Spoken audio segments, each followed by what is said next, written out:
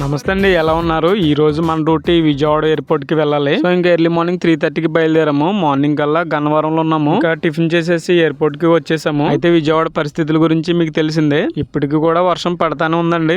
మరి మేము ఎలా వెళ్తామని ఇంట్లో వాళ్ళు కంగారు పడ్డారు. కానీ క్షేమంగానే వచ్చేసాము. మరి ఇంతకీ విజయవాడ ఎయిర్పోర్ట్ కి ఎందుకు వచ్చామో మీకు చెప్పలేదు. నా ఇంటర్వ్యూ పని మీద మా మరదలు వేరే స్టేట్ కి వెళ్తున్నారు. మా మరదలు గారితో పాటు వాళ్ళ బ్రదర్స్ కూడా వచ్చారు.